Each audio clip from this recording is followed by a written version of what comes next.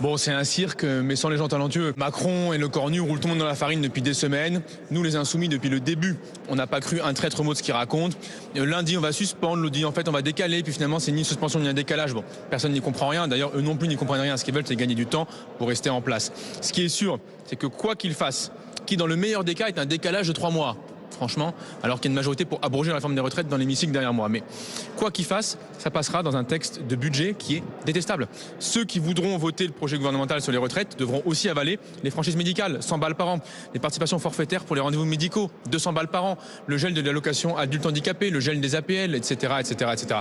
Donc, c'est toutes celles et ceux qui nous regardent qui vont payer ce soi-disant gain sur la réforme des retraites. Pour les payer, le gouvernement veut prendre 30 milliards d'euros dans les poches de tout le monde. Tout le monde qui nous écoute doit bien comprendre, vous êtes contribuable, vous rentrerez dans le barème de l'impôt sur le revenu parce qu'il va être gelé. Si jamais vous avez la prime d'activité, elle est gelée, elle n'a pas progressé. Les pensions de retraite, les retraités actuels vont payer le décalage. Donc en fait, tout le monde va payer cette histoire.